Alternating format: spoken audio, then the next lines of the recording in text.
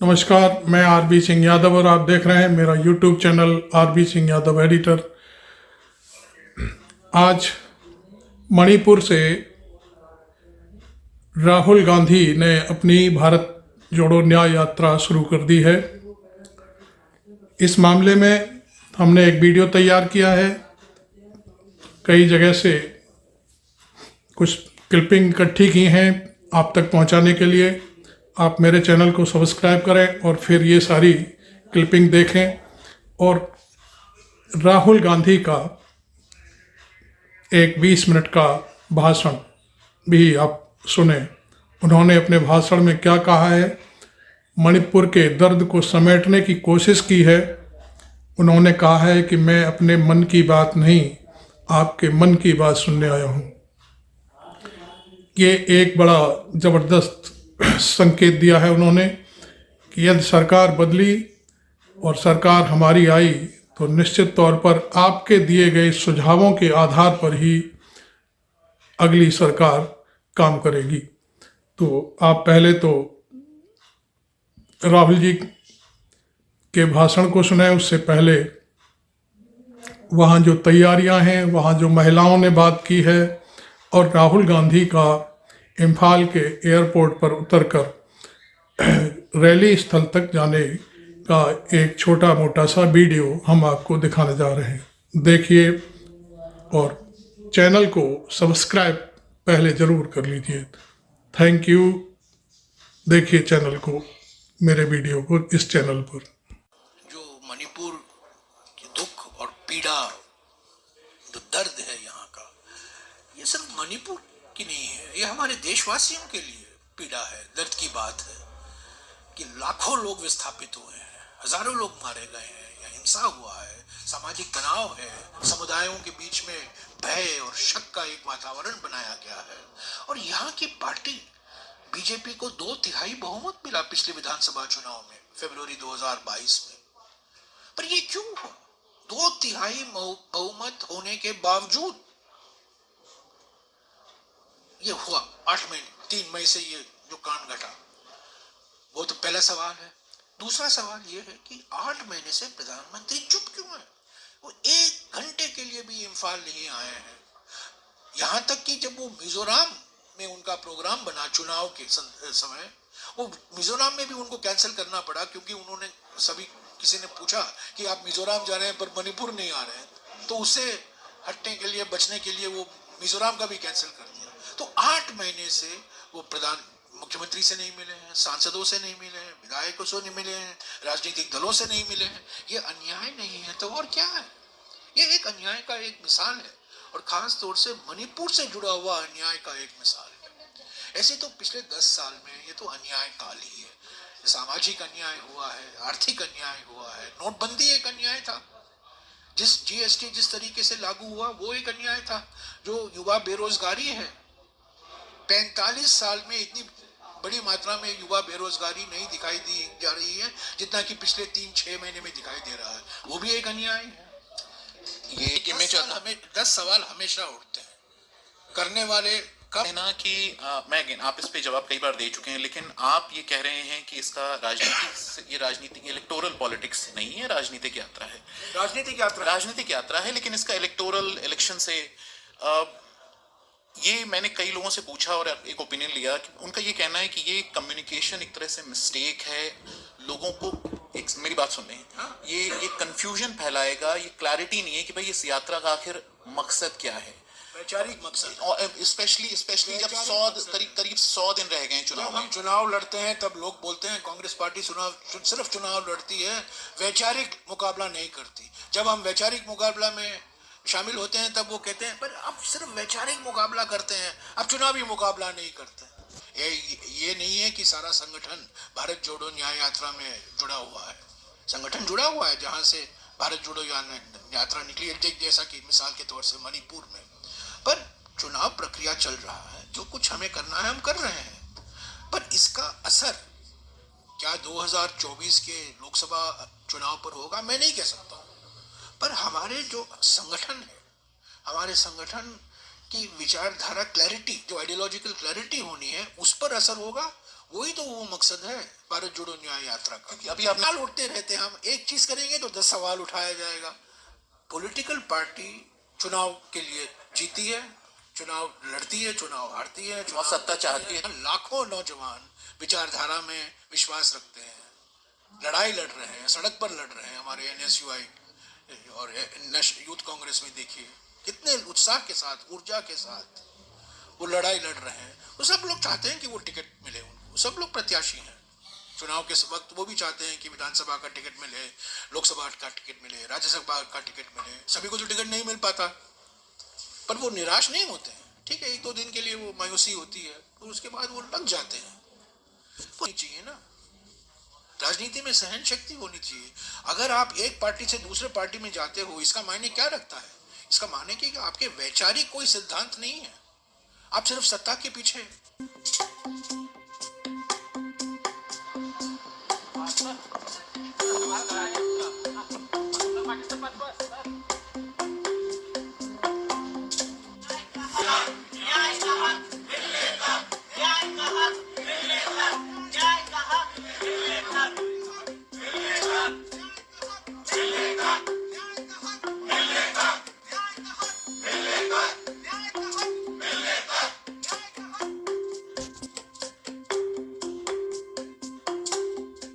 जो मणिपुर की दुख और पीड़ा, जो दर्द है यहाँ का, ये सिर्फ मणिपुर की नहीं है, ये हमारे देशवासियों के लिए देर में शुरू होने वाली है।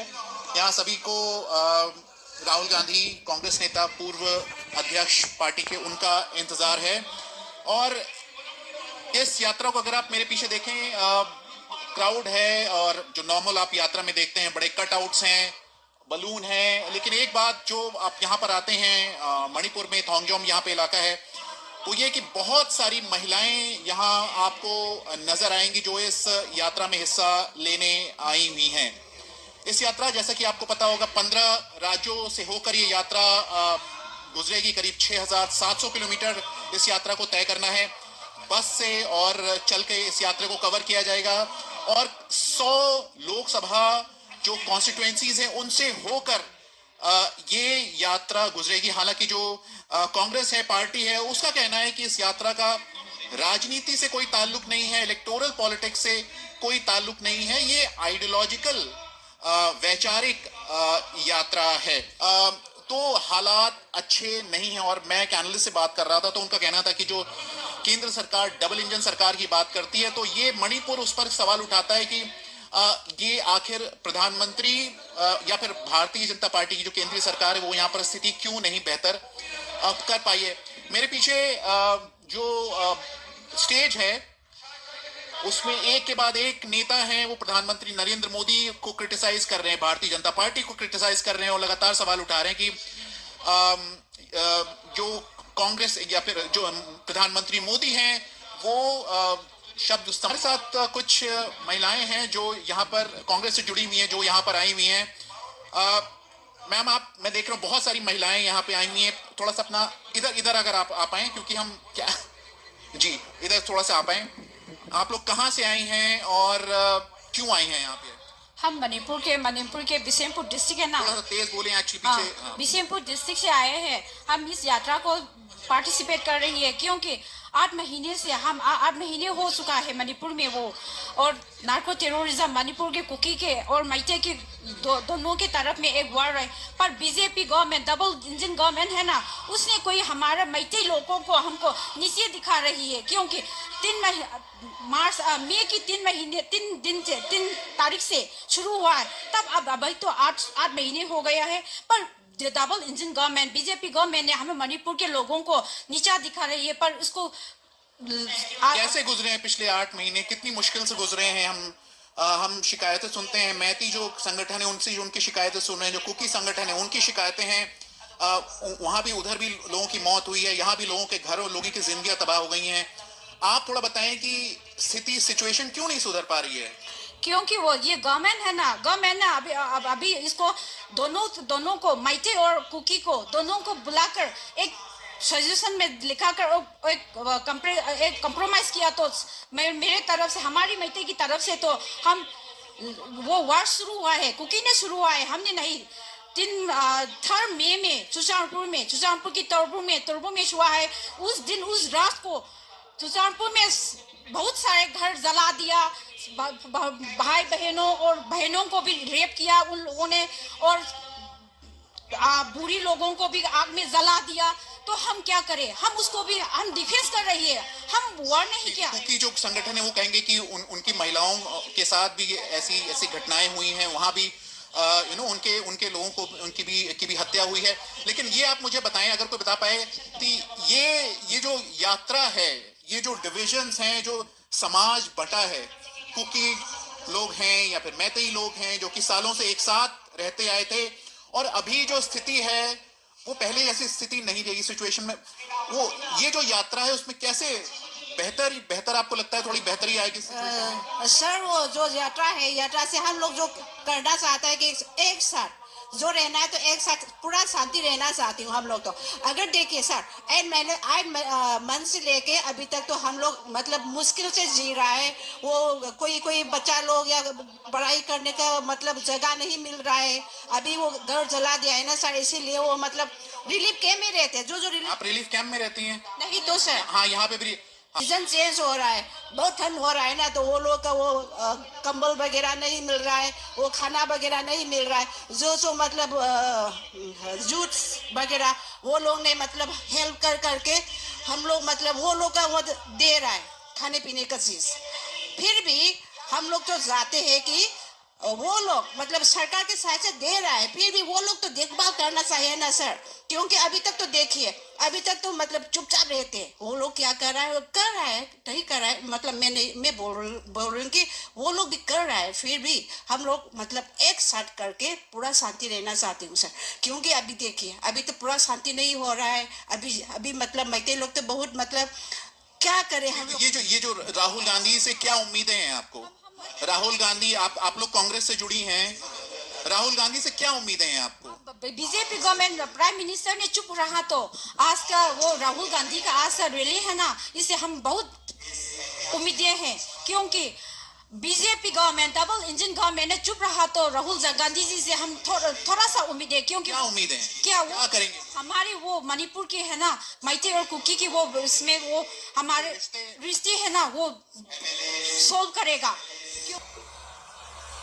दिल्ली में फॉग के कारण हमारी फ्लाइट, खारगे जी की फ्लाइट डिले हो गई, इसीलिए हम समय पर नहीं आ पाए। आप सबको कष्ट हुआ, इसके लिए मैं आप सबसे शुरुआत में ही माफी मांगना चाहता हूं।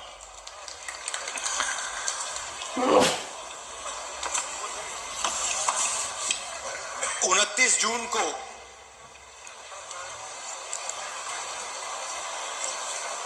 मैं मणिपुर आया था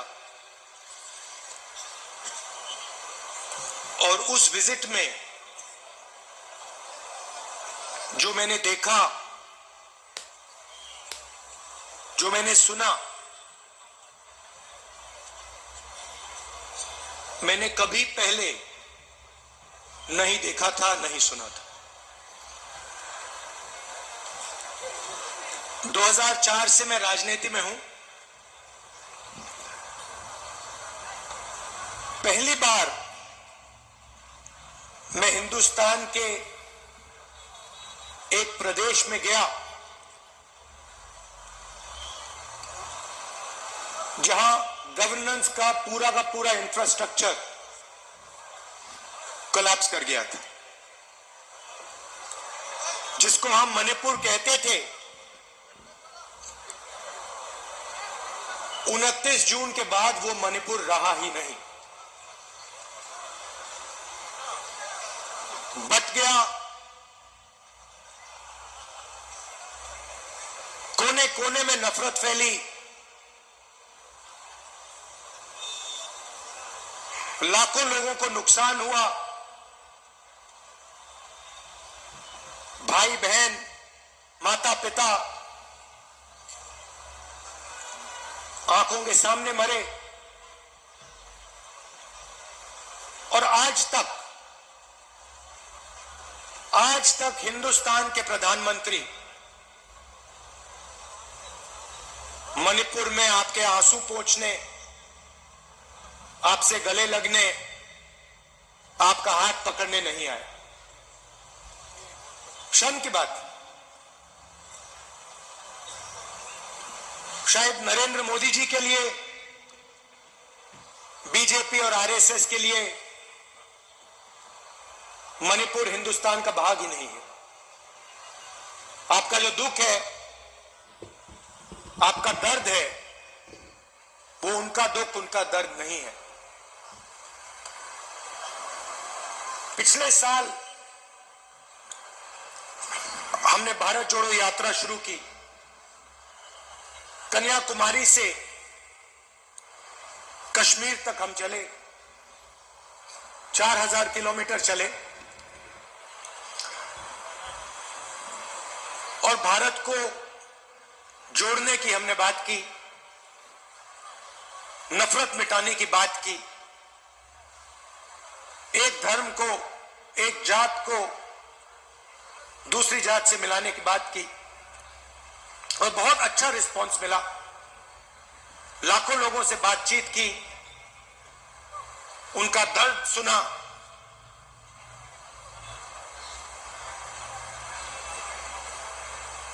मुश्किल था मगर बहुत अच्छा लगा। लोगों ने कहा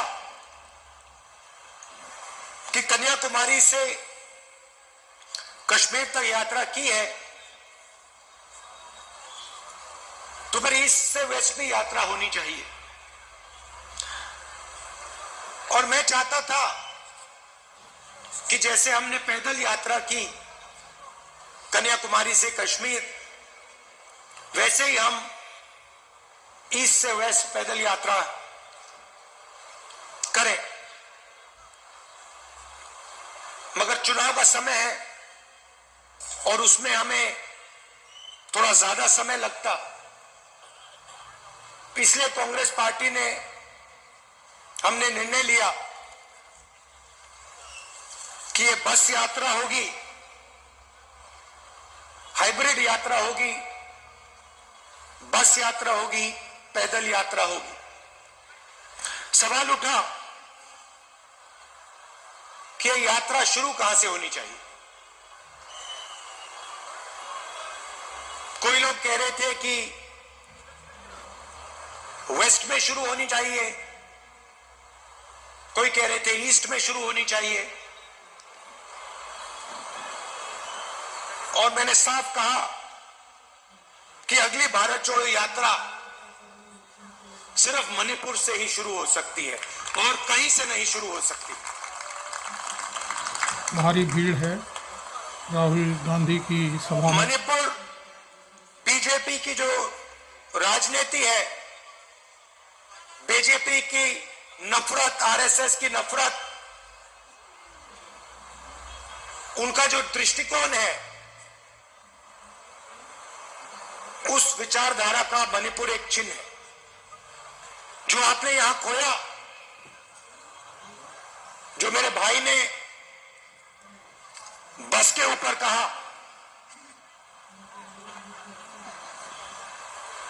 कि we have lost what is most precious to us. You have lost it because of the ideology of the BJP, because of the politics of the BJP, because of the hatred that the BJP and the RSS spread in their politics. I was listening to my brother when he was saying we have lost what we valued, and I was thinking to myself, yes, you have lost what you have valued, but we will find what you valued once again and bring it back to you. We understand, all of us on the stage understand the pain that the people of Manipur have been through. We understand the hurt, the loss, the sadness that you have been through. And we promise you, we commit to you that we will bring back what you valued. We will bring back the harmony, the peace, the affection that this state has always been known for. Question arises, why Nyaya Yatra? Because we are going through a period of great injustice in India. Social, economic,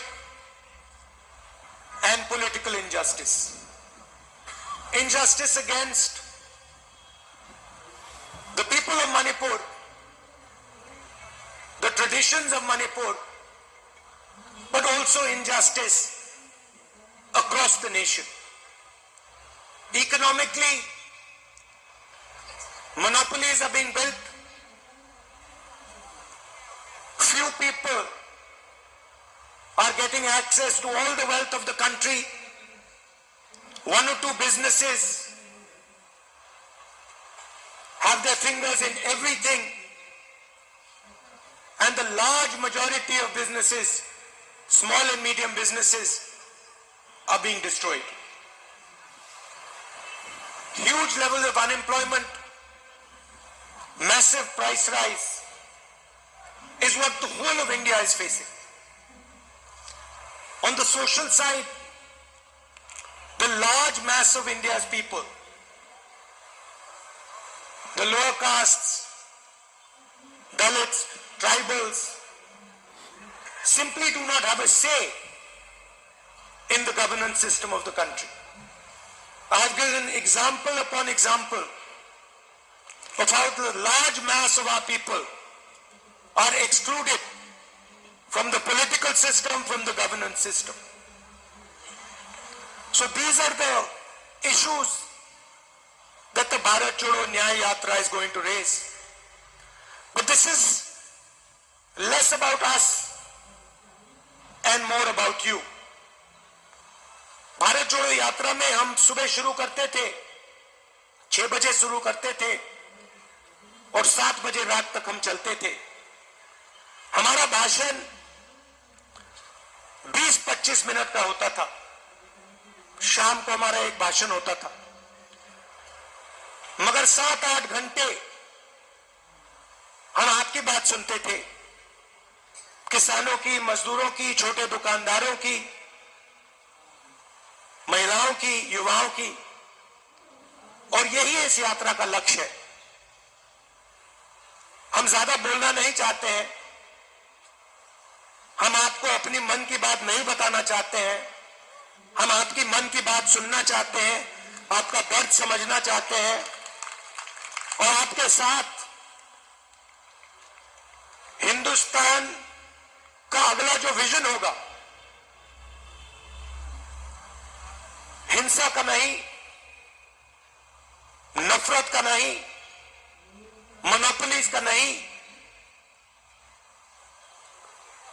मगर harmonious, equitable और भाईचारे का vision हम आपके साथ मिलकर, आपकी आवाज सुनकर, वो हम हिंदुस्तान के सामने रखने जा रहे हैं. एक बार फिर आप आए, दूर दूर से आए, शाम का समय है, आपको यहां बहुत समय रुकना पड़ा, इसके लिए मैं आपसे माफी मांगता हूं. और आने वाले दिनों में आपके साथ मिलने का मौका मिलेगा, बातचीत करने का मौका मिलेगा, गले लगने का मौका मिलेगा भारत छोड़ो न्याय यात्रा में. तो मैं काफी खुशी से आपसे मिलने की तैयारी करना हूं. बहुत बहुत धन्यवाद. नमस्कार. जय हिंद. आपको राहुल गांधी की भारत यात्रा का ये पहला जो पड़ाव था, वहाँ पर उन्होंने भाषण दिया, आपको कैसा लगा? ज़रूर इस पर अपनी पूरी टिप्पणी करें. और क्या इस भारत न्याय यात्रा का कोई असर होगा? क्योंकि पहली भारत जोड़ो न्याय यात्रा के चलते कांग्रेस पार्टी ने 3 राज्यों से बीजेपी की सत्ता छीन ली है। पहली कर्नाटक और हिमाचल प्रदेश, और दूसरी जो बीजेपी समर्थक राज्य था उसको भी उन्होंने कांग्रेस के कब्जे में ले लिया। हालांकि 2 राज्यों में उनकी सत्ता चली गई थी और एक राज्य कुछ दिन चलाने के बाद भारतीय जनता पार्टी ने द्वंद्व के जरिए कांग्रेस से छीन लिया था। तो ये तो राजनीति है, चलती रहती है। और ये सारी बातें जयराम रमेश ने बहुत ही क्लियर शब्दों में कहा कि हम पहले चुनाव के लिए हमारी पार्टी काम करती थी, लेकिन अब हम विचारधारा पहले और चुनाव बाद में, इस तरह से कांग्रेस पार्टी काम शुरू करेगी। पहले हमारा एक ही चश्मा था, लेकिन अब आंख पर लगे चश्मे की दोनों आंखें अलग अलग काम करेंगी। जैसे एक चुनाव पर और एक देश की जो विचारधारा है, देश की ज़रूरतें हैं, देश का सम्मान है, देश में नफ़रत है, देश में बहुत सारी चीज़ें हैं, उन सब को देखेगी। आज मिलिंद देवड़ा ने पार्टी छोड़ दी है, तो इस पर भी उन्होंने कहा कि ऐसी चीज़ों से कोई फ़र्क नहीं पड़ता। कांग्रेस ने किसी से कुछ लिया नहीं, सबको कुछ न कुछ दिया है, कोई फ़र्क नहीं पड़ता। आप देख रहे हैं मेरा YouTube channel RB Singh Yadav editor, और इसे सब्सक्राइब करें, ज्वाइन करें, फॉलो करें और वीडियो को वायरल करें। Thank you very much. मैं RB सिंह यादव।